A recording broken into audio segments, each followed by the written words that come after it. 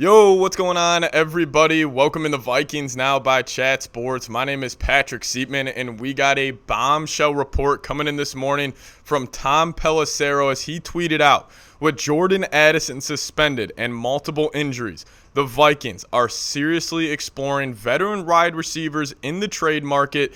He also mentioned All-Pro Justin Jefferson is on track for Week 1, but his early season running mate may not be on the roster. He tweeted that out. And then Diana Rossini, a couple of minutes later, saying the Jets are among several teams monitoring the trade market for a potential wide receiver, and the Vikings and 49ers are also making calls. So we'll talk about the wide receiver position.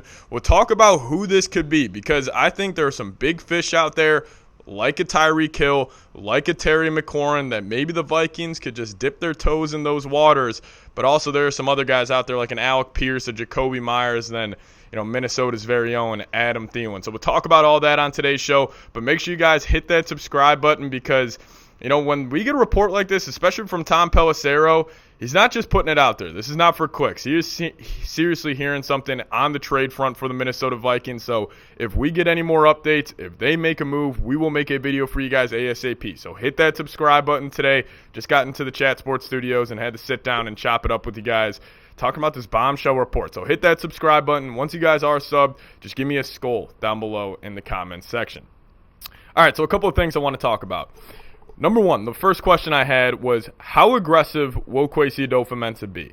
Is he viewing this wide receiver issue as something where he needs to go get that big fish like a Tyreek Hill, or is he just trying to get a guy that will help them, be better on the margins for the first 3 weeks? And those guys are like Alec Pierce, Jacoby Myers, Adam Thielen. Now, you also got to ask, how much of a need is the wide receiver position once Addison returns? Because, obviously Justin Jefferson, Jordan Addison, one of the best tandems in the league. But how aggressive do you need to be to get that third wide receiver once Addison comes back? Because I could also make the argument, and once Addison returns, is wide receiver necessarily a need whatsoever? Because you could just go sign a guy like a Brandon Powell and then just have him, Jalen Nailor, Ty Felton kind of be that three-man rotation at the wide receiver 3 position. But also, I truly believe this. With this report coming out, I find it hard to believe that Jalen Nailor will be ready to go for Week 1. He's dealing with that left hand injury. Kevin O'Connell said yesterday that he is week to week. And with this report coming out, I'm just going to assume here that he is not ready to go. And he'll probably miss Week 1. And if Nailor can't go Week 1, you got a bunch of nobodies in that room outside of Justin Jefferson. Like Ty Felton, are you going to trust him? Lucky Jackson, he had a pretty poor performance this past Saturday with drops being an issue.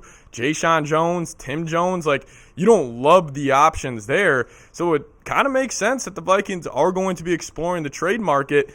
And I want to talk about this guy first, because as I started kind of going through my head, who could be that big fish out there? I think it's Tyreek Hill. And again, this all stems back to how aggressive will the Vikings front office be. I'm assuming that they'll be somewhat aggressive, but if they really view this as like a Super Bowl year and they're like, hey, we could go on a deep playoff run, Tyreek Hill is an option. Now, you may be saying, well, why Tyreek Hill? Why would the Dolphins want to get rid of him? Now, Tyreek Hill, he requested a trade way back, like many months ago. Ended up stalling out, but clearly he doesn't have a good relationship with Tua. He doesn't have a good relationship with the coaching staff or the whole front office. We heard reports coming out last year from the Miami Dolphins that guys and leaders on the team were showing up late to meetings. Mike McDaniel was not happy with how it was going, so I think they would be willing to move off Tyreek Hill, and they got a pretty deep wide receiver room, where then they would just have Jalen Waddle be the wide receiver 1. They'll have a bunch of guys step up behind him. And if you're the Vikings, you could potentially get this guy for a day 2 pick. I think it would cost you a third rounder. Now, the Vikings do also still have $27 million to spend this season. I was originally saying maybe they're just going to roll that over, have some more cap space for next season. But if you could get Tyreek Hill on just a 1-year rental, because then you could cut him, you would still have around $15 million in dead cap space for the following season. But if you view Tyreek as just a 1-year rental, this could be an option. Now, also more on Tyreek. He grew up a Minnesota Vikings fan. He has been very, loud about this. He was streaming on Fortnite one time. He was saying, oh, I love the Minnesota Vikings. I love their jerseys. I love the purple and gold. And then he was at a bowling alley doing some charity work, and somebody asked him, like, hey, who'd you grew up rooting for? And he was like, oh, the Minnesota Vikings, Randall Cunningham, Randy Moss, Chris Carter. I love all those guys. So Tyreek if he got traded to Minnesota, obviously he would be fired up. And it would create probably the best wide receiver trio in NFL history. And I know Vikings fans will probably get mad at me for saying that because of, obviously the days with Reed, Carter, and Moss. Like, that was a fantastic wide receiver trio. But I think Tyreek Hill, Jordan Addison, Justin Jefferson will be right up there with them. And Tyreek, could you imagine rolling into every game with that being your first-team offense, especially once Addison's back, where you got Jefferson, Tyreek Hill, Jordan Addison, 2 good running backs, a much-improved offensive line, 2 good tight ends, and then J.J. McCarthy at the helm? I would at least call the Dolphins about this, because if you could get them for a third, I think that's worth it for a 1-year rental. Like, yes, you would lose some cap space. Who the hell cares about cap space right now? Who cares about rolling that over? Because if you got Tyreek, you would be potentially recreating the greatest show on turf. And could you imagine the attention that it would take off Justin Jefferson? Because, rolling into week 1 right now, the Bears' game plan is, hey, we're going to throw Jalen Johnson on you. We're going to have a safety over the top at all times. And we'll probably have another set of eyes, whether that's a linebacker or a slot corner, shading your way. But if you go get Tyreek and you're giving Jefferson all that attention, it's just going to be deep shots over and over to Tyreek Hill. The more I talk about it, the more I'm kind of all in on this move. I think the Vikings should pick up the phone. This would be a blockbuster trade right before the season. We always see one of those every single year before the season begins. And, it's been a little quiet on the Tyreek Hill front. But, man, if the Vikings could somehow land this guy, it would be a home run trade. Now, again, I think you could get him for a third. I would be a little hesitant to give up a second-round pick. But, again, you got to be aggressive to win Super Bowls. And, I always go back to when the Rams won, because I do find a lot of similarities to this current Vikings team and that Rams team. Obviously, the quarterback position different. They traded for a veteran at Stafford. We're trying to, roll out with a young guy in McCarthy. But what did they do at that, in-season deadline? They got aggressive, picked up OBJ. Got aggressive, picked up Von Miller. Maybe Kevin O'Connell was like saying, hey, that's what they did. That led them to kind of get them over the top. Maybe we do the same with Tyreek Hill. So I'll ask you guys, would you trade for Tyreek Hill? Be honest with me. You can also, I want to take a negative view on trading for Tyreek, you can make the argument where there'd be too many mouths to feed. Where, could he get a little, unhappy, cause some drama in the locker room? Maybe if he's not getting the football enough, but also this is the team he grew up rooting for. I'm sure this would be an awesome moment for him. The fans would obviously embrace him. He'd be playing next to Justin Jefferson, Jordan Addison. Like, he would just look around that room and just be like, hey, as long as we're winning games, I don't care. And it's not like Tyreek Hill would come here and not have a role in the offense. Like, this guy would still be getting 8 to 10 targets a game. KOC, could you imagine what he would dial up for him? So I would do it. I would call the Dolphins. Get aggressive here. You guys let me know. Would you trade for Tyreek Hill? T for trade, P for pass down below. Now, I do want to talk about quickly, Terry McLaurin, not going to happen. A team, and 99% chance, Terry McLaurin goes back to the Washington Commanders.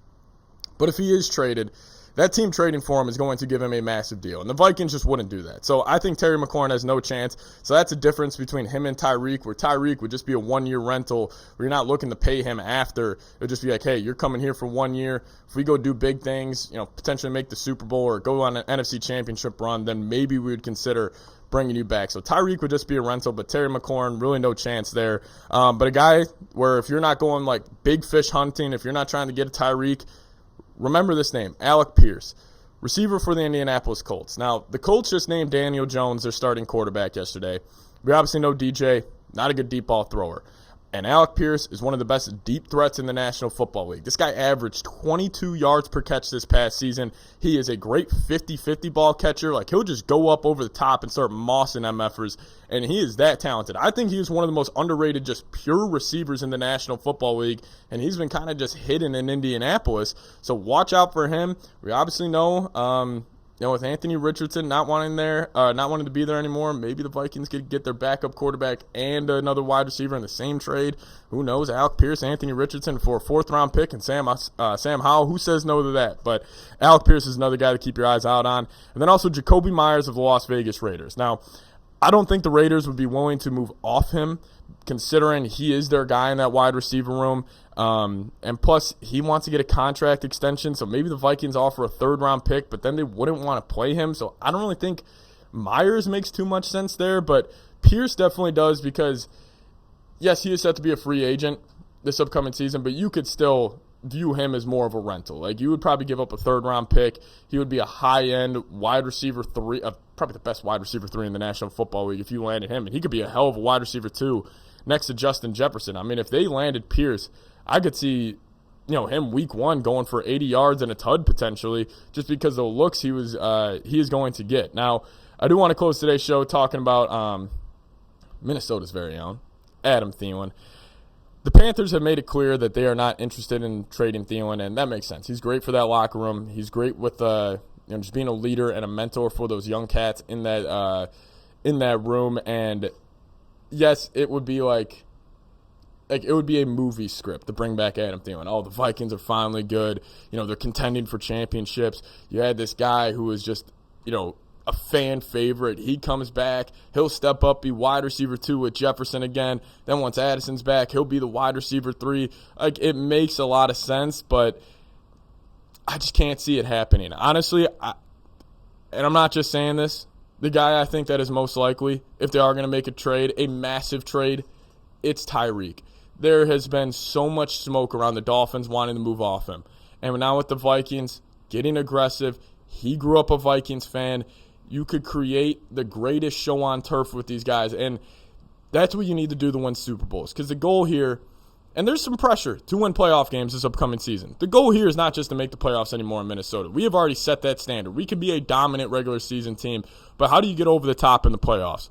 Having a guy like Tyreek Hill would help. There's no doubt about it. I mean, just taking the attention off Jefferson, and what do you do when Addison's back? Like, how do you defend the Minnesota Vikings? Jefferson's obviously, you have to double team him no matter what. He will get the same attention he will always have no matter who is next to him. And then you're saying, okay, well, then what do we do with Jordan Addison and Tyreek Hill? We just got to give some attention to those guys. And then if you give attention there, then TJ Hawkinson's going to be one-on-one with your third corner or your fourth corner or a linebacker. And that's a matchup nightmare for other teams. Like, if you get Tyreek, the Vikings would have advantage on every part offensively. Because I think the run game will be much improved, especially with, this offensive line. They look good. Josh Oliver's a stud. And I think Jordan Mason's one of the most underrated players in the league. But just from a skill position perspective, the Vikings would probably have some of the best skill grouping that we have ever seen in NFL history if they would land this guy. So that's the guy I want him to go out there and get. I understand it's a blockbuster move. It's a big move. It just makes a lot of sense, man. It makes too much sense. But you guys let me know. Name a receiver the Vikings should be bringing in. We'll be live later on the channel at about 4 p.m. Central Time discussing Anthony Richardson, everything around your Minnesota Vikings. So tune in then. See you guys next time. Let's go Vikes.